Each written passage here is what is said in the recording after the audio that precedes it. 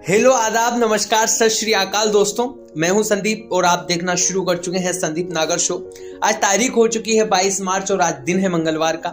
आज हम जानेंगे देश दुनिया की बड़ी 25 अहम खबरें। आज सबसे पहले जो जानकारी निकल कर सामने आ रही है वो पीएम किसान सम्मान निधि से जुड़ी हुई है। इसके बाद में देश ने एयर इंडिया को बेचने के बाद में एक बड़ी बैंक का नीलामी करने की पूरी तैयारी कर ली है। जी हाँ, इसी के साथ अगली खबर है टीकाकरण को लेकर। इसी के साथ अगली खबर है पुष्कर सिंह धामी के साथ। इसी के साथ दोस्तों अगली खबर जो आ रही है उत्तर प्रदेश से है, जहां पर योगी आदित्यनाथ की सरकार बनने को लेकर नई कवायदें शुरू हो गई है। इसी के बाद पश्चिम क्षेत्र में बिजली वितरण को लेकर भी एक नई जानकारी सामने आई है। इसी को लेकर 3 कृषि कानून के अध्ययन के बारे में भी एक जानकारी सामने आई है। चीन समेत दुनिया भर में जो कोरोना के केस बढ़ रहे हैं उसको लेकर जानकारी आई है। रेलवे विभाग की एक बड़ी उपलब्धि और खाने को लेकर एक जानकारी सामने आई है। इसी के साथ अगर आपने पैन कार्ड आधार कार्ड को काम नहीं किया है तो 31 मार्च तक कर ले, नहीं तो आपको भारी नुकसान उठाना पड़ सकता है। इसी के साथ लंबे समय के बाद पेट्रोल और डीजल के भाव में वृद्धि हुई, इसको लेकर भी नई अपडेट सामने आई है। हम इसके बाद सिलसिलेवार तरीके से इसके बारे में चर्चा करने वाले हैं। सबसे पहली खबर की ओर रुख करते हैं। जी हाँ, किसान सम्मान निधि योजना की शुरुआत से लेकर अब तक 8 बदलाव किए जा चुके हैं,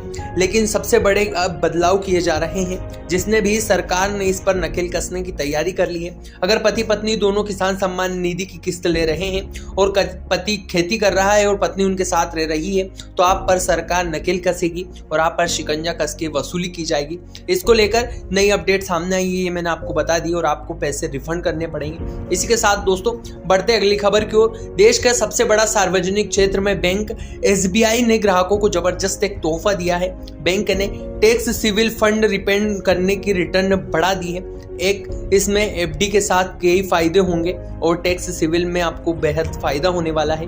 निवेश के साथ साथ भरोसेमंद सुविधाओं को लेकर भी बैंक ने ग्राहकों की जिम्मेदारी बढ़ाई है और जीरो रिस्क के मुनाफे को चाहते हुए बैंक ने ये ग्राहकों के लिए टैक्स सेवा की पेशकश की है। इसी के साथ दोस्तों बढ़ते अगली खबर की ओर। लोकसभा में कुछ सांसदों ने केंद्रीय विद्यालय में प्रवेश के संबंध में हर सांसद को 10 सीटों का कोटा दिया जाता था, यानी वहां सांसद के रूप में अपने किसी भी चाहते छात्र का वहां पर एडमिशन करवा सकते थे, लेकिन अब यहाँ बंद हो जाएगा।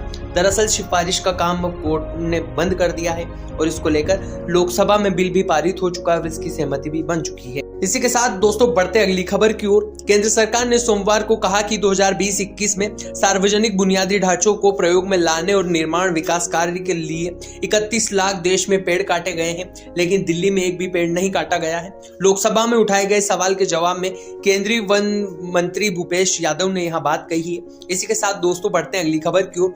लोकसभा में एक सवाल का जवाब देते हुए वित्त राज्य मंत्री भगवत किशन रेड्डी का कहना है कि आईडीआई बैंक का निजीकरण की ओर दिशा तेज हो चला है, यानी अब जल्द ही यहाँ बैंक भी निजीकरण के कंजुल में आने वाली है। इस बैंक के निजीकरण को लेकर सरकार ने हर तरह के निवेश को लेकर रोड शो की योजना भी तैयार कर ली है। इसको लेकर संभावित खरीदार की रुचि पत्र जमा करी जाएगी।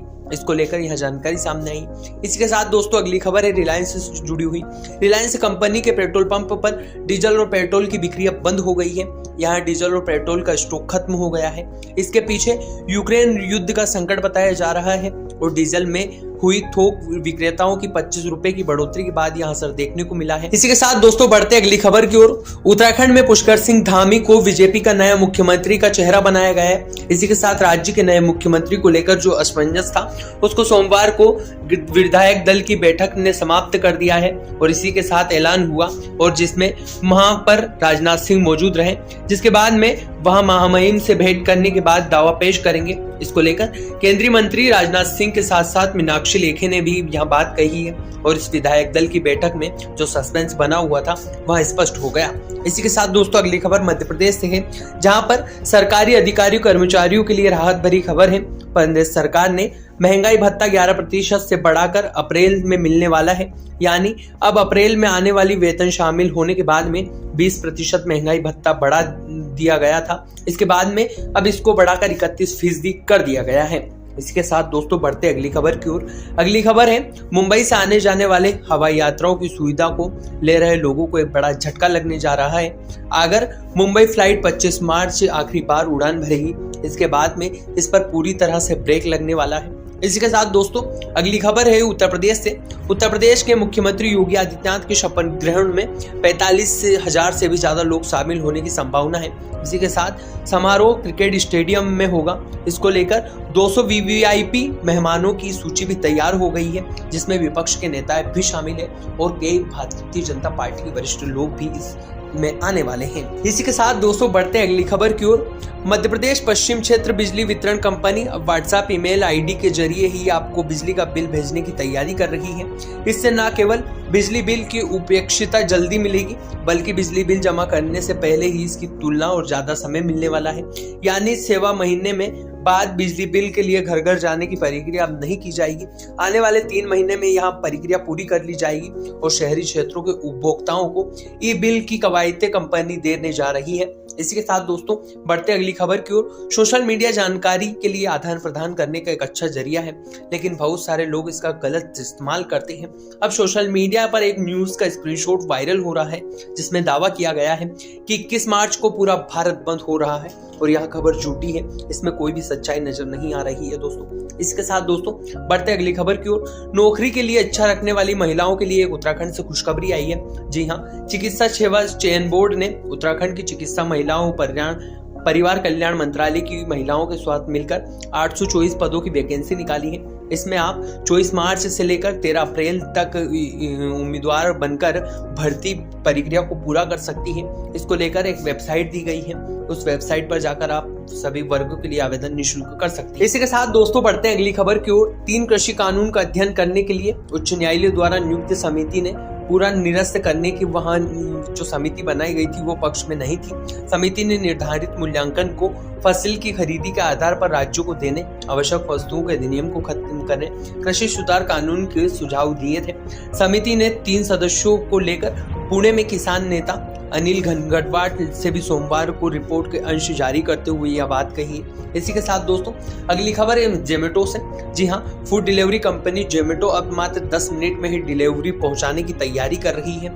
कंपनी के फाउंडर दीपेंद्र गोयल ने इसके बारे में सोमवार को जानकारी दी है और इसी के साथ उन्होंने कहा है कि अब हम तैयारी कर रहे हैं कि हम ग्राहकों को मात्र 10 मिनट में ही अपनी डिलीवरी पहुंचा दें। इसी के साथ दोस्तों बढ़ते अगली खबर की ओर। राजस्थान में होली के बाद में अवकाश के बाद कई मंडियां चालू हुई। सोमवार को मीडिया में तेज भाव रहा।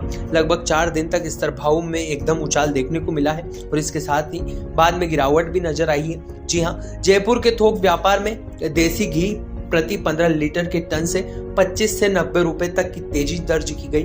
वहीं सोया तेल में 50 रुपए और मूंगफली के तेल में 130 से 150 रुपए टन की तेजी देखने को मिली है दोस्तों। इसी के साथ अगली खबर जो आ रही है वो फिर से हमारे साथ में है चीन से, जहां पर तमाम कायनातों के बाद भी कोरोना के केस लगातार बढ़ते जा रहे हैं। भारत में भी महामारी डर का रूप ले चुकी है।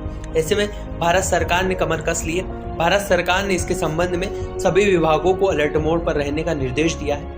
देश में कोरोना से निपटने के लिए सभी गतिविधियां और तैयारियां तेज कर दी गई हैं।